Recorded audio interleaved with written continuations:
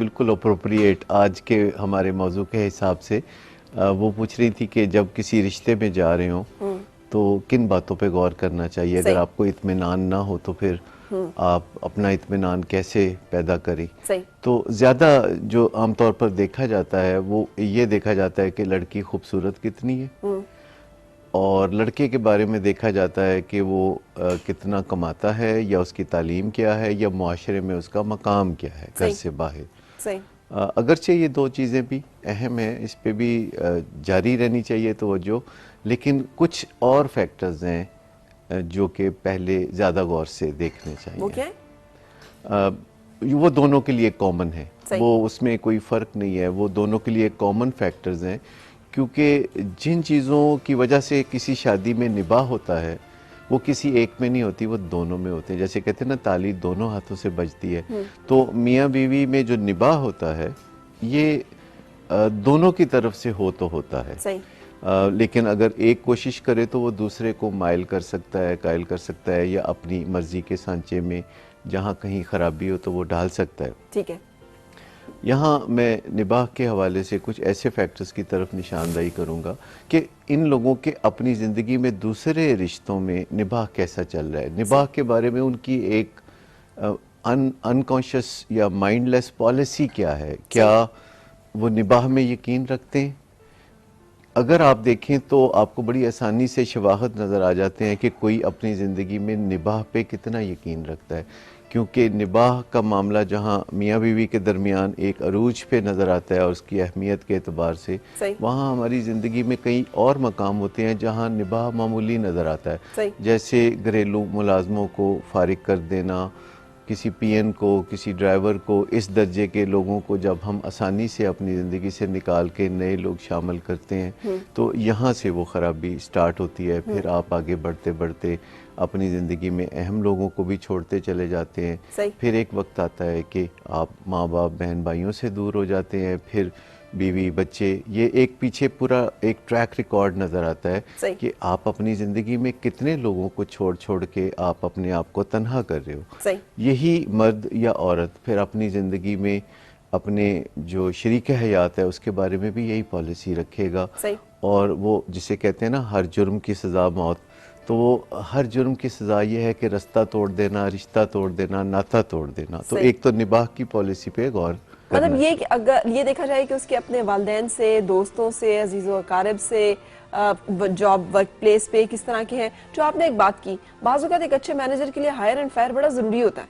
अगर वो कर रहा होता है तो वो बड़ी बड़ी बाज़ औक़ात प्रॉब्लम में होता है, तब वो इस तरह के मामला डिसीजन कर रहा होता है। कैसे गेज किया जाए कि आदत है, रवैया है, मैनेजमेंट के जो मामलात हैं वो अलग हैं, लेकिन हमें देखना ये चाहिए कि जिससे हम शादी करने जा रहे हैं तो उसकी ज़िंदगी में वो जो छोटे लोग होते हैं, जो खिदमत गुजार लोग होते हैं, उनके साथ रवैया कैसा है। जैसे कि अगर आप डेट पे हैं या दोनों एक दूसरे को अभी पसंद करने के मरहले में और किसी रेस्टोरेंट में बैठ के खाना खा रहे हैं तो वेटर से रवैया कैसा है। क्योंकि एक दिन जब शादी हो जाएगी और हालात ज़रा गुस्से वाले होंगे और आपको कोई गिला शिकवा होगा तो फिर ऐसा निशाना आप भी बन सकते हैं। जो तौहीन आप देखते हैं आपका होने वाला लाइफ पार्टनर जो है अपनी ज़िंदगी में छोटे लोगों के साथ करता है, तो गुस्से में वही फिर अहम रिश्तों में भी होने लगता है। और मैं आपको बताऊं कि ये जो पहलू है, एक इस पे अगर आप नज़र रखें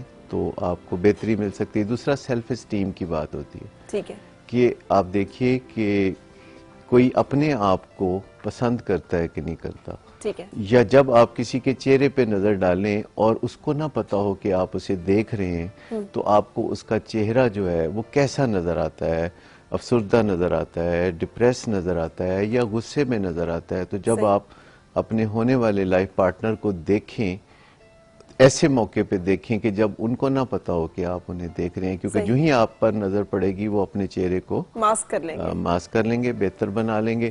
तो इसे हम अफेक्ट कहते हैं अपनी ज़बान में, कि अफेक्ट देखें कि अमूमी तौर पर ऐसा शख्स जो है वो क्या करता है। फिर कई और चीज़ें हैं कि क्या वो कोई काम करते हुए उसके अंजाम पे गौर करता है कि नहीं करता। क्योंकि जो लोग परवाह नहीं करने वाले होते, जो लोग सोच समझ कर कदम आगे बढ़ाने वाले नहीं होते, वो भी अच्छे लाइफ पार्टनर साबित नहीं होते। जो सही। लोग रिएक्टिव होते हैं, डिफेंसिव होते हैं, सही। अपनी गलती कभी नहीं मानते, जो लोग हम्बल नहीं होते, ये पहलू भी देखने वाले होते हैं खूबसूरती के अलावा या डॉक्टर आमदनी साहब के कितना टाइम लगेगा इन सारी चीजों को चेक करने में, क्योंकि बाज़-औक़ात लड़कियां अटैचमेंट पहले बनाती हैं और फिर उन्हें डिस्कवर होता है कि सब कुछ जो है, और हमारा सोशल सेटअप भी ऐसा है कि उसमें इतने मौके नहीं मिलते जब तक कि आप एक दूसरे के साथ पसंद की लव मैरिज ना करने जा रहे हो, जिसे फैमिली और मुआशरा अप्रूव नहीं करता। तो कैसे इन मामलों को सॉर्ट आउट करें? एक कॉलर भी साथ है, उनकी भी सुन लेते हैं। अस्सलाम वालेकुम अली, कैसे हैं?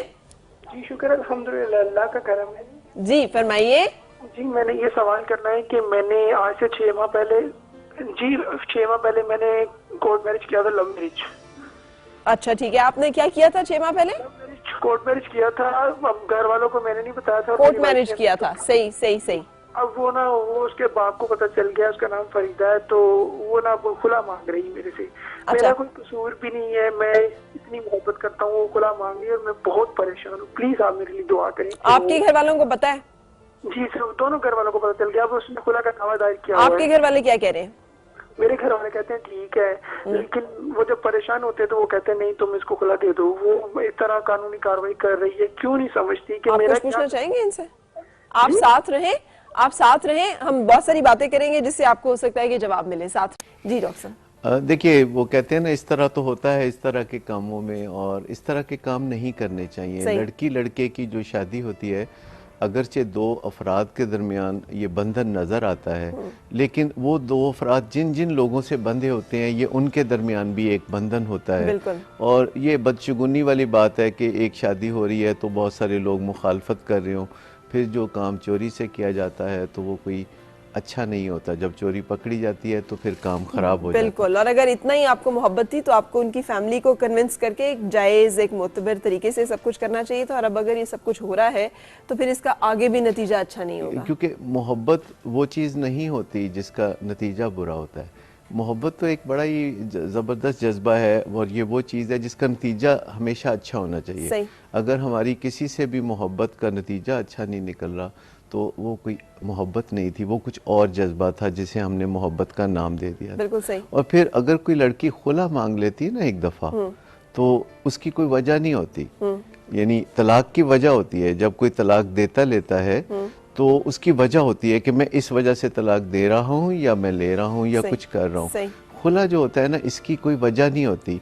ये एक ख्याल होता है जब किसी औरत या लड़की के ज़हन में आ जाता है, और वो ज़रूरी भी नहीं कि लड़की इसकी कोई वजह बयान करे। खुला का मतलब ये होता है कि लड़की नहीं बसना चाहती और आप किसी को ज़बरदस्ती नहीं बसा सकते। इन्हें क्या एडवाइस करेंगे आप? ये क्या करें? मतलब ऑब्वियसली वो थोड़ा सा इस पे पेनफुल तो फील कर रहे हैं ना, थोड़ा दर्द तो महसूस। देखिए, या तो वो निगोशिएशन में चले जाएं, अगर, लेकिन लगता नहीं कि निगोशिएशन की इतनी सलाहियत है। अगर होती तो पहले छुप के चोरी से ये काम ना करते। सही। अगर कोई लड़की कहती है कि जी मेरे से छुप के शादी कर लो, या मैं घर से भाग जाती हूँ, या कुछ ऐसा, और लड़का कहता है कि ठीक है तुम ऐसा कर लो, तो दोनों शादी के काबिल नहीं है। दोनों फिर बालिग नहीं है, चाहे उनकी उम्र 84 साल हो, वो दोनों शादी के काबिल नहीं है। एक मैच्योर इंसान जो है वो आगे सोच के फिर कोई कदम उठाता है। तो अब या तो ये लड़की के फादर से जाके बात करें जो कि गार्डियन है, तो उनका, जिसे वली कहते हैं, तो वो उनके साथ जब तक बात नहीं करेंगे तो इनके ज़िंदगी के मसले सुलझ नहीं सकते। अपने मेरिट की जाके बात करें, और अगर मेरिट पे वो पूरे उतरते होंगे तो ज़रूर यकीनन वो करना चाहेंगे, नजरेसानी कर सकते हैं अपने गुस्से पे। जब आप माफ़ी मांगते हैं, दरगुजर के लिए कहते हैं, तो लोगों के दिल में नरम गोशा पैदा हो जाता है। बिल्कुल सही। और फिर अगर ऐसा ना हो तो फिर ये अपने उस ग्रीफ के ऊपर अपनी गलती समझकर उसको कबूल करने की, एक्सेप्ट करने की, ये जो आगे एक चलने की लेसन होता है ज़िंदगी में, जो एक सबक सीखने वाली बात होती है, फिर आप अपने आप को इससे इस तरह डिटैच करते हैं। माजी में आप यूं सोचना शुरू कर देते हैं कि उसे रीलिव नहीं करते उस मेमोरी को, बल्कि डिस्टेंस पे ऐसे देखते हैं जैसे आप किसी सिनेमा हॉल में बैठे हैं और पर्दा स्क्रीन पे आप अपने माजी का कोई वाक़या देख रहे हैं, जिससे कि आपको तकलीफ़ तो नहीं होती, लेकिन आप सबक सीख लेते हैं, वो आपको याद रहता है। हम बात कर रहे थे कि क्या चीज़ें देखें। अब देखिए, ये भी एक चीज़ देखने वाली बात है कि जहाँ आप शादी कर रहे हो वहाँ इर्द गिर्द मुखालफतों के पहाड़ पहले से मौजूद डॉक्टर साहब, ये तो हमेशा मौजूद होते हैं। मंगनी हो जाए किसी भी लड़की की तो या निकाह हो जाए तो उसके बाद हमें पता चलना शुरू होता है कि सास क्या कहती हैं, तो और नोबडी इज समहाउ विलिंग कि वो आपको उसमें रिलेशनशिप में आप कामयाब रहें। वजह उसकी ये है कि हम उल्टा शुरू होते हैं ना। क्या मतलब? यानी उल्टा शुरू होने का मतलब है कि पहले हम फौरी कोई फैसला कर लेते हैं और बाद में उसे जस्टिफाई करने की कोशिशें कर रहे होते हैं। सही। अगर हम एकदम पहली नज़र की मोहब्बत जिसे कहा जाता है या एकदम से कोई फ़ैसला करना, जैसे इवन जो अरेंज मैरिज होती है जिसमें ख़ानदान वाले ये कुछ कर रहे होते हैं, तो वो सबसे पहले फ़ैसला कर लेते हैं कि ये करना है कि नहीं करना। अप फ्रंट वो ये फ़ैसला कर लेते हैं, ठीक है। ओपन माइंडेडनेस के साथ नहीं चलते। और जब एक दफ़ा फ़ैसला कर लेते हैं तो फिर उनके लिए मुश्किल होता है एनालिसिस करना या खोज लगाना या पता करना। तो मेरे ख्याल में पता करना बहुत ज़रूरी है, और जिसे हम मेटिंग रेटिंग कहते हैं, जो आज हम बात भी करना चाहेंगे कि आपने ये टर्म पहले भी यूज की हुई है, लेकिन इसे डिफाइन कैसे करेंगे हम, कैसे रेट करें हम? यानी जो मकाम होता है हमारा एक प्रोस्पेक्टिव लाइफ पार्टनर के तौर पर, कोई भी लड़की या लड़का एक अपना मकाम रखता है जिसकी बुनियाद पर उसे शरीक हयात नसीब होगा या मिलेगा ख़ानदान वालों के ज़रिए या बराह रास्त।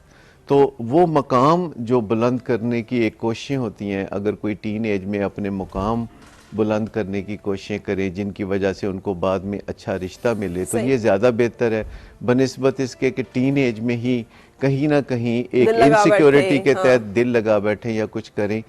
और जो काम भी अपने ज़िंदगी में करना होता है, शादी भी एक करियर है, ठीक है। तो एक करियर के लिए जैसे हम अपने पेशा वराना मामलात में या मुआशी ज़िंदगी को बेहतर बनाने के लिए हम बाज़ औक़ात 18-20 साल पढ़ते हैं, सही। तब जाके हमें ख्याल होता है कि हमारी मुआशी ज़िंदगी उसकी बिना पे अच्छी गुजरेगी। सही। तो ये भी एक करियर है, शादी का भी एक करियर होता है। तो इसके लिए हमें चले 18-20 साल नहीं तो 18-20 हफ्ते, नहीं तो 18-20 दिन किसी ट्रेनिंग में से गुजरना चाहिए कि ये क्या जिम्मेदारी है। और शादी के बारे में ज़्यादातर सोच जो होती है लड़कों की, वो होती है कि कुर्बत के लम्हात नसीब होंगे एक मुखालिफ जिन्स के साथ, और लड़कियों के ज़हन में होता है कि हमारा भी कोई मुकाम हो जाएगा, हमारी भी कोई, हमें भी कोई तवज्जो देगा, हमारी तरफ भी कोई सब लोगों की अटेंशन होगी। तो लड़कियां तो आमतौर पर उनके नज़दीक होता है अच्छे कपड़े पहनेंगी, बड़ी ढोलकी बजेगी और ये होगा और वो होगा और खाना पीना होगा और हर कोई जो है मेरी तरफ देख रहा होगा। ठीक है। और लड़कों का वो ज़हन होता है, तो ये शादी नहीं होती। हाँ, अगर कोई गुड़िया का जो खेल है किसी ने ऐसे ही शुगल के लिए रचाना है तो ठीक है, लेकिन अगर दो इंसानों ने ज़िंदगी इकट्ठी गुजारनी है जिसमें आने वाले हर दिन उनके ऊपर जिम्मेदारियों में इजाफा होगा, बच्चे पैदा होंगे, बच्चों को पालना भी पहले किसी को नहीं आता, उससे भी मसाइल होते हैं। फिर इन लॉज के साथ, चाहे लड़का हो चाहे लड़की, उसे अपने इन लॉज के साथ भी एक रिलेशनशिप बनाना होता है जो कि हमारी स्ट्रेंथ बन सकते हैं। यानी अगर हम ये सोचें, इस तरह सोचें कि हमारे जो इन लॉज होते हैं वो हमारी एक ताकत होते हैं, तो हम फिर इनकी नर्चरिंग करते हैं रिलेशनशिप की। लेकिन अगर हम सोचें मनफी अंदाज में अपने ससुराल वालों के बारे में जो आज तक सोचा जाता है, आप इवन देखें शादी ब्याह के गानों में ऐसी बातें होती हैं, मेहंदी की रस्म में एक दूसरे के दिल दुखाए जाते हैं, तो इससे कोई अच्छी बुनियाद नहीं पड़ती। अच्छा चले, फर्ज किया आप मेटिंग रेटिंग आपने कहा, देखभाल की शादी करते हैं और चांद सूरज की जोड़ी अमूमन सिलेक्ट की जाती है, दोनों मुनासिब होते हैं, शुरू हो जाता है जिंदगी का सफर, ठीक चल रहा होता है, बज़ाहिर सब कुछ देखभाल के, घर वालों ने भी, लड़का लड़की ने भी शादी की जाती है, अचानक गड़बड़ क्यों होती है?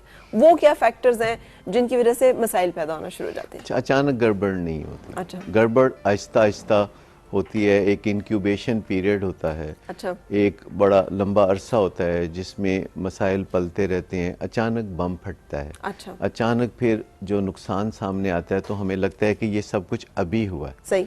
तो जैसे मैंने बताया कि लड़की लड़के की शादी होती है, आप कभी किसी शादी में शिरकत के लिए जाते हैं तो सामने एक सोफे पे आप ताज़ा नए मियाँ बीवी को बैठे हुए देखते हैं, तो आपके ज़हन में फ़ौरन आता है कि अच्छा लड़का ऐसा है, लड़की ऐसी है। फिर आप बात कर रहे होते हैं तो जस्टिफाई कर रहे होते हैं, अच्छा लड़का काबिल है, चलें शक्ल इतनी ज़बरदस्त नहीं है तो आमदनी अच्छी है, मकाम अच्छा है, अच्छा लड़की जो है अगर बहुत पढ़ी लिखी नहीं या अगर लड़की कोई पेशा वराना सलाहियत नहीं रखती तो चलो खूबसूरत बहुत है। तो ये सारी चीज़ें जो हैं आप कंसिडर कर रहे हैं, इनको हम मेटिंग रेटिंग कहते हैं कि जब शादी होती है तो अमूमन लड़की और लड़के की मेटिंग रेटिंग बराबर होती है। सही। अमूमन कभी कभी फर्क सही। हो जाता है किसी हादसे की वजह से, लेकिन ज़्यादातर 1 to 10 के स्केल पे अगर लड़का 7 पे है तो लड़की 8 ठीक पे है, या तो 6 फिर पे हो। बाद में क्या गड़बड़ होती है? कुछ तो पता नहीं होता लड़की लड़के को कि उन्होंने अपनी मेटिंग रेटिंग को बरकरार कैसे रखना है। सही। मसलन लड़के की जो मेटिंग रेटिंग है वो आमतौर पर हमारे मुआशरे में देखी जाती है कि उसका मकाम क्या है, सही। उसकी आमदनी क्या है, उसका फ्यूचर क्या सही। है। अगर फ्यूचर अच्छा नज़र आए तो हम कहते हैं कि यहाँ शादी कर दी जाए। सही।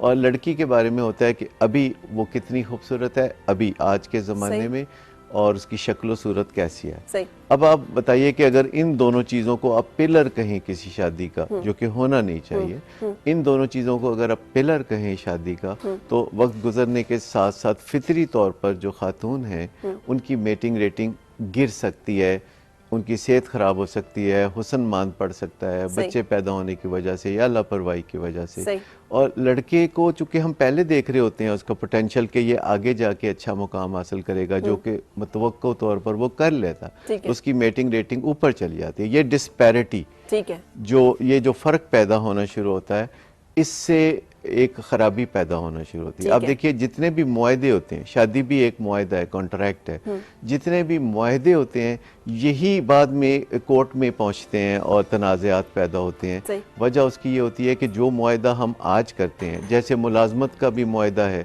तो जब कोई करती है ऑर्गेनाइजेशन और कोई वर्कर आपस में मुआहदा करते हैं तो साल 2 साल के बाद नहीं, साल 2 साल के बाद वो जो मेटिंग रेटिंग है उसमें वो भी चेंज हो जाती है। यानी अच्छा, करें क्या डॉक्टर साहब? कल्चर हमारा ये कहता है कि मर्द जो है वो ब्याह के लेके आता है एक बड़ी खूबसूरत सी खातून को, लेकिन उसके बाद कल्चरली हम खुद चाहते हैं कि वो टेम हो थोड़ा सा, मतलब उस तरह से ना रहे।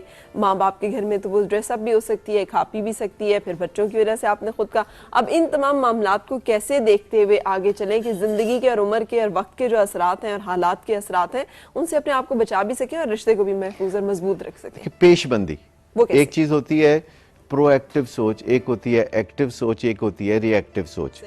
पेशबंदी यह है कि एक खातून या मर्द कोई भी वक्त के साथ साथ उसकी खूबसूरती मांद नहीं पड़नी चाहिए।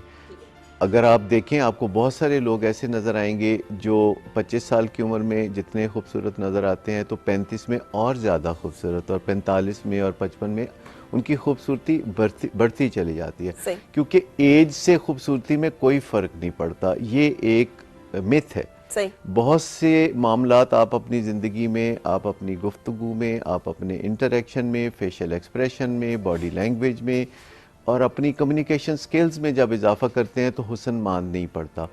प्लस आप अगर अपनी हिफाजत भी करते हैं और लापरवाही नहीं करते, ख़ास तौर पर ख़वातीन को चाहिए, मर्दों को भी, लेकिन ख़वातीन को ख़ास तौर पर चाहिए कि जो मेन स्टे है उनकी मेटिंग रेटिंग का उसको बरकरार रखें। डॉक्टर साहब, अनफॉर्चुनेटली ज़्यादा खूबसूरत ख़वातीन की, और जैसे शोबिज़ में आप ख़वातीन ले रहे हो खूबसूरत ख़वातीन होती हैं, चले उन्हीं को मिसाल मान लें, या आम जिंदगी में भी खूबसूरत ख़वातीन की ज़िंदगी ज़्यादा मसाइल का शिकार होती है, और ज़्यादा जो डिवोर्सेज और ज़्यादा जो मसाइल आते हैं वो खूबसूरत ख़वातीन। आपने कितनी अच्छी बात कही है और मेरा काम आसान कर दिया कि ये जो कहा जाता है कि ख़वातीन बेबस हैं कि वक्त के साथ उन्होंने खूबसूरत नहीं रहना होता, तो मैं आपको बताऊं कि असल चीज़ जो इंसान को उसका मकाम दिलाती है या मकाम ऊंचा बढ़ाती है वो सिर्फ खूबसूरती नहीं है। खूबसूरती ना भी हो तो गुजारा चल सकता है, लेकिन अगर बातचीत, इखलाक, फेशियल एक्सप्रेशन, बॉडी लैंग्वेज या पोलाइटनेस ना हो या अंडरस्टैंडिंग वाली बात ना हो तो इससे जो है मसाइल पैदा होते हैं। और ख़ूबसूरती जो है वो वक्त के साथ साथ अगर थोड़ी सी कम भी होती है तो एक और फैक्टर है जो कि बढ़ रहा होता है और बहुत पॉजिटिव है, और वो है फेमिलियरिटी। आप अभी देखिए, अगर आप ज़रा गौर कीजिए कि जो फिल्मों में हीरो होते हैं 45 साल की उम्र तक, 48 साल की उम्र तक वो हीरो ही रहते हैं और कॉलेज स्टूडेंट बने रहते हैं। अगर आप शाहरुख को देखें या सलमान खान को देखें तो अगर आज ये फिल्म इंडस्ट्री में कदम रखना चाहते तो इनको किसी ने स्टूडियो में कदम भी नहीं रखने देना था कि इस उम्र में तुम क्या करने आए हो। तो आप देख लीजिए कि फेमिलियरिटी, तो ये फेमिलियरिटी भी एक हुस्न होती है और बहुत सारी चीज़ों पे पर्दा डालती है। लिहाजा मियाँ बीवी की ज़िंदगी में भी या ख़ास तौर पर औरत की ज़िंदगी में एज से फ़र्क नहीं पड़ता। अब इसी एलिमेंट के हवाले से हम भी बात करें, जब ज़िंदगी में एक ऐसा मौका आता है जब आपको लग रहा होता है कि रिलेशनशिप अच्छा था उसमें कोई खराबी नहीं थी, हम खुश रह रहे थे, फिर क्यों, जो अक्सर खवातीन कह रही होती हैं, ये बाजू का मर्द चीख रहे होते हैं, फिर क्यों। देखिए, ये एक डिनाइल है कि रिलेशनशिप अच्छा था। जैसे आपकी ज़िंदगी में दूसरे दोस्त होते हैं तो वो कोई बिला वजह आपके साथ कभी बेवफाई नहीं करते, उसके पीछे बहुत सारी वजूहात होती हैं। और ये भी आप अगर हैरत से देखेंगे कि दुनिया में रिसर्च है कि ऑन एवरेज जो बेवफाई का ये जो फूटता है मसला, बम फटता है, तो ये शादी के तकरीबन 5 साल बाद अच्छा, वैसे सही एवरेज। बताइएगा, इसका ताल्लुक कोई इंसान की अपनी फितरत, रवैये, इल्लतों से भी होता है? कुछ लोग मर्द ज़िनी तौर पर ये तय किए होते हैं कि हो सकता है ये होगा, जब मौका मिलेगा हम फायदा उठाएंगे। देखिए, रवायती तौर पर मर्दों को ये एक तरह से मैसेज दिया गया है। आप देख लीजिए, आप पीछे इंसानी तारीख में आप देख लीजिए कि जितने भी मुमताज़ लोग हैं वो मोनोगमी में या एक औरत के साथ इक्तफा नहीं करते रहे। सही।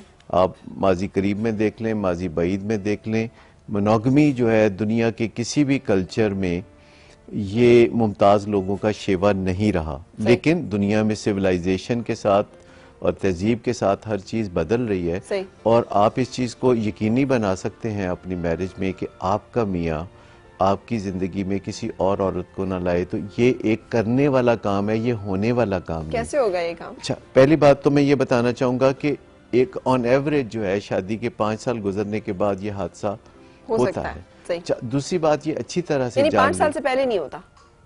On average, On on average, average okay. यानी ये 20 साल बाद भी हो सकता है, ये 1 साल बाद भी हो सकता है, लेकिन ऑन एवरेज जो है वो 5 साल के सही। बाद होता है। और ये इसकी बहुत सारी वजूहात होती हैं, लेकिन अगर 26 वजूहात हो, यानी A to Z से 26 वजूहात हम सोच लें, सही। तो जो आखिरी वजह है ना वो सेक्स हो सकती है। सही। ये जो खवातीन या मुआशरा सोचता है कि जो मर्द जो है अपनी बीवी से हट के किसी और के साथ ताल्लुक बनाते हैं, सही। ये कोई सेक्स का मामला है। फिर क्या मामलात होते हैं जो पहले होते हैं? बहुत सारे इंटरेक्शन के, ताल्लुकात के मामलात होते हैं, बहुत सारी बेचैनियां होती हैं जिनका ताल्लुक जो है सेक्स के साथ नहीं होता। सही। तो ये सबसे पहले अज्यूम कर लेना कि ये कोई इस तरह का मामला है, ये कोई हवस का या लस्ट का मामला है, तो इन चीज़ों पे भी गौर करना चाहिए कि हकीकत में जानने कि ये मामला क्या है। सही। और उसके लिए एक ज़बरदस्त रिएक्शन की बजाय ठंडे दिल से सोचना। सही। अगरचे आप कहेंगे कि ऐसे मौके पे ठंडे दिल से सोचना मुमकिन नहीं, जलते हुए दिल से बंदा ठंडा दिल से कैसे सोचे? ये जो इनफिडेलिटी है ये एक ऐसा मसला है जिसे हल किया जाता है अब दुनिया में। सही। और जब लोग हल करने के लिए, हमारे पास बहुत सारे केसेस आते हैं ऐसे, खासतौर पर कराची में चूंकि थोड़ा मॉडर्न है लोग और चीज़ों को समझते हैं, तो वो ये मसला लेके हमारे पास आते हैं। सही। तो उसमें सबसे पहला ये होता है कि रिएक्शन की बजाय आप ठंडे दिल से सोचें कि जो मामला हुआ है उसको अब ठीक कैसे करना है। सही। उसके लिए पहले ही आप बहुत बम फोड़ देंगे तो वो मसला ठीक होने की तरफ नहीं आएगा। सही। और उसमें हम खवातीन को सबसे पहले ये बताते हैं कि आप कुछ भी करने से पहले अपने आप को कूल कर लें। सही।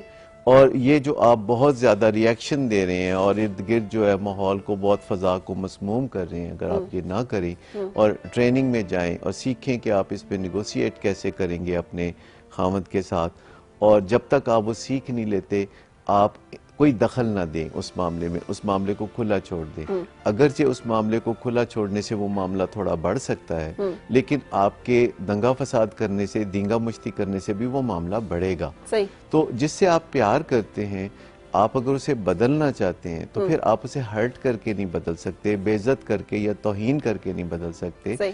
आप मुज़ाकरात करके बदल सकते सही। हैं। और मुज़ाकरात करना ऐसे नाजुक मौजू पर, ये पहले आपको सीखना होगा। आपको असर्टिवनेस, माकूल रवैये सीखने होंगे। मुश्किल मौके पे मुश्किल शख्स से बात कैसे करते हैं वो आपका सीखना होगा। आप कैसे, कोई जब वादा करता है और तोड़ता है तो फिर आप उसे कैसे याद दहानी कराते हैं, ये सीखना होगा। तो ये एक फिर बहुत तवील मौजू है जिसमें हम फिर कभी बात करेंगे। हम नेक्स्ट पे ही करेंगे इस पे, क्योंकि हम इसी नशिस्त को आगे बढ़ाते हैं और मेरा ख्याल है कि इसको एक गो में ले जाके वाइंड अप कर देते हैं कि किस तरह से हम ये मकसद हासिल कर सकते हैं जहाँ पर हमें लगे कि हमारा पार्टनर जो है वो संभव कुछ गड़बड़ कर रहा है हमारे साथ, तो हमें कैसे उसको सही ट्रैक पे लाना है वापस और अपनी जिंदगी को और अपनी अज़दवाजी जिंदगी को खास तौर पे बचाना है किसी भी खतरे या हादसे से। जी बिल्कुल। God bless you. Thank you so much. आज का जो सवाल था उसका मतलब यही था कि हम देख सकें कि हम लोग इस तरह का कोई मौका या सूरत हाल हो तो कैसे रिएक्ट करते हैं, और आप सबके बड़े जज्बाती, बहुत सारे लोगों के बड़े अनोइंग किस्म के रिएक्शंस आए उस पर, लेकिन ठीक है एटलीस्ट हमने इस पर बात की कि ऐसी कोई सूरत हाल जब आ भी सकती है और उसका सामना अगर हम करेंगे तो हम उसमें क्या क्या कुछ कर सकते हैं। आपने दूसरे लोगों की ऑप्शंस भी पढ़ी। मुझे जो सबसे मजा आया ना पढ़ के वो तारिक लोधी साहब का आया है कराची से, जिन्होंने कहा है कि I will hug that idiot. So मेरी तरफ से आपको जाएगा एक गिफ्ट हैम्पर, उसके लिए आप तैयार रहिएगा। गॉड ब्लेस यू ऑल, अपना रखिएगा ख्याल, दुआ यही आपकी हर सुबह खुशगवार हो और हर खुशगवार सुबह का अंजाम बखैर हो। मुलाकात होगी आपसे कल, फिर कल आपका प्रोग्राम है जिसमें बहुत सारी गपशप और एक बहुत इंपॉर्टेंट बात होगी कल के प्रोग्राम में, देखने के लिए साथ रहिएगा। आपसे मुलाकात होगी। अल्लाह हाफिज।